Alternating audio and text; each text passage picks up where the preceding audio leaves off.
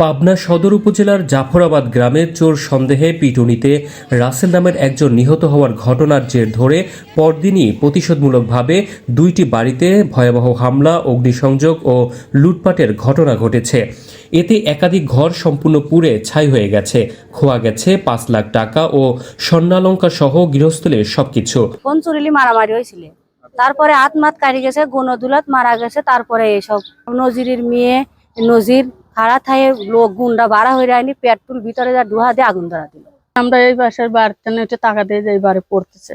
আগুন ধরাইছে কে? ধরাইছে হচ্ছে নজির আর নজির মেয়ে অঞ্জনা, এরা সাথে করে লোক নিয়ে এসে পুরাত হয়ে গেছে।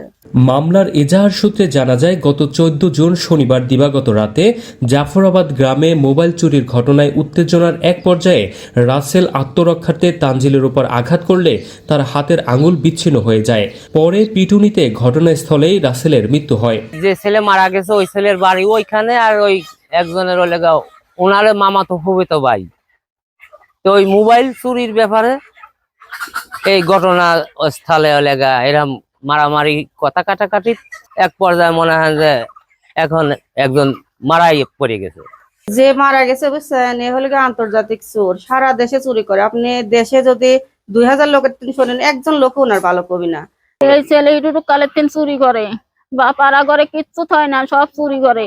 এই ছেলে ধরা বিড়ি দেয় না। সেদিন আমার বাসুরি হাতে মোবাইল লেছে, তাই আমার ছেলে শোধ করে গেছে। আমার বেটা রাত কবজি দুটি হাতি না বাঁধেছে, সেই তাতে দেশের লোক না আমার লোক লাগি গণপিটুনি দিয়ে মারিয়ে এলাতে। আমার বেটা সদরে রাজশাহী লিখে দিলেন, সদরে আছে। এই ঘটনার জেরে 15 জুন রবিবার সন্ধ্যায় নিহত রাসেলের আত্মীয় স্বজনদের নেতৃত্বে একদল সন্ত্রাসী হোসেন মোল্লার বাড়িতে হামলা চালায়। এ সময় বসত বাড়িতে ব্যাপক লুটপাট, ভাঙচুর ও অগ্নিসংযোগ করা হয়। এদিক দিয়ে আসতে কালে দেখে ওই জায়গাটা 10-15 মোটরসাইকেল ঠেকানো। আমরা তো সাইড পাইলাম এক পর্যায়ে, তা আমরা চলে আসতেছে। আসার সময় এই জায়গা দিয়ে মেলা কয়েকজন লোক এই বয়লারে বয়লার বাই করতেছে। তা আমরা দেখলাম, এই যে দেখে সারে আমি আবার সোজা চলে গেছি। চলে যাওয়ার সারে খানিক পথ আগে যাওয়ার সারে আমি দেখি আগুনের গুল্লা। এটা আগুনের গুল্লা, আবার ব্যাক আসলাম, আস্তে আস্তে ওরা চলে গেল।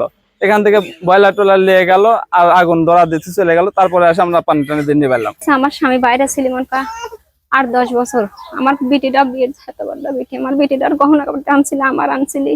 আমার স্বামী ঈদের আগে ঢাকা গরু লিয়ে যাবে এসি টেহাইনি থেকে সে সব টেহা পয়সা লিয়ে গেছে 5-6 লাখ।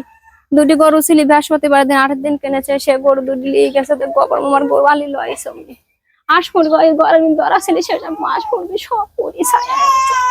লুটপাট ও অগ্নিসংযোগের বিষয়ে রাসেলের পরিবারের সাথে কথা বললে তারা সবকিছু অস্বীকার করে। এ বিষয়ে 18 জুন মর্জিনা খাতুন বাদী হয়ে পাবনার আদালতে অভিযুক্তদের বিরুদ্ধে মামলা দায়ের করেছেন। পাবনা সদর থানার ভারপ্রাপ্ত কর্মকর্তা আব্দুস সালাম জানান, অগ্নিসংযোগের বিষয়ে অবগত আছি, কিন্তু এখনও লিখিত অভিযোগ পাইনি। এই ঘটনায় পুরো এলাকায় চরম উদ্বেগ ও উৎকণ্ঠা বিরাজ করছে। স্থানীয়দের দাবি, চিহ্নিত অপরাধীদের দ্রুত গ্রেপ্তার করে দৃষ্টান্তমূলক শাস্তি নিশ্চিত করতে হবে, নইলে এমন ঘটনা আবারও ঘটতে পারে।